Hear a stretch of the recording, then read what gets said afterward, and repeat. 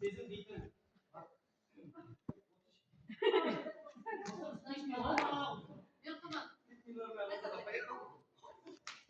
білмеймін, айта аламын ба жандырымды ояттың сезім дейтін апай отыр дейсің ау.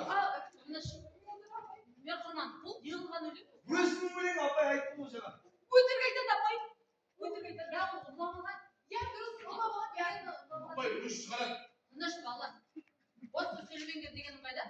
Бағаны тек білімдерге ғана емес, тәртіптерге де қарап қоямын. Түсінікті ме? Балалар, бүгінше мен сіздерді ерте босатамын. Өйткені менің орналасуым керек. Бүгінше сіздерге тапсырма беремін. Апай түсіріп алайын, паттатпай жіберемін.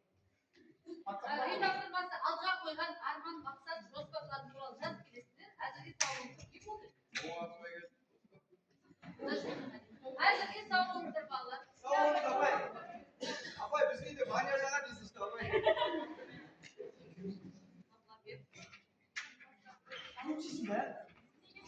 Апай, сіз ше мына екі қызға ренжімекші.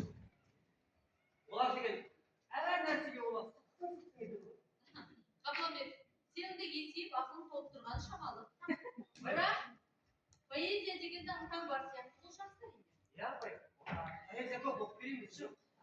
Кейін басқа жол оқыңыз. Жақсы сау. Апай, тоқтаңызшы. Не болды? 2007-лерді мен ұстаймын. Түсінбедім, ұстайын дегенде. Екпе-жекпесінесіз. Менен қорқады десе де болады. Мен басқарамын ғой олар. Қабылбек, Мерқұрман, бұдан да сабақ. Апай, тоқтаңызшы. Сіз деген ауылға жаңадан келіп жатырсыз. Көшеде қамаған иттер көп үйіңізге дейін. Мерқұрман, сенің қолыңнан бәрі келе ме? Апай, мен қолымнан бәрі келеді. Жақсы. Келесі жолы ата-анаңмен бірге үй тапсырмасын ұмытпа. Сау бол.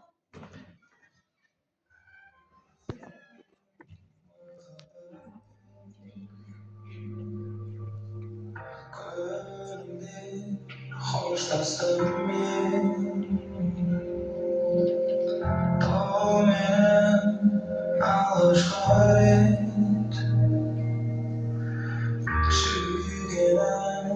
Şüygenen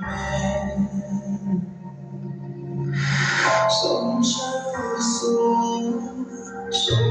yerliyiz Ama duanın mümkün değil Fakat bu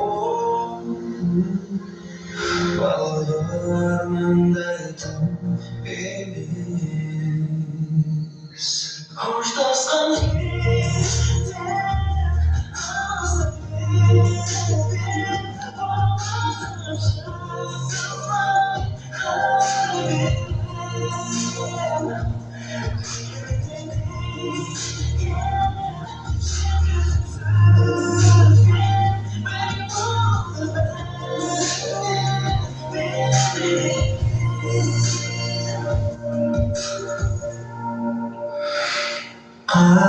Aldırmay Gecinde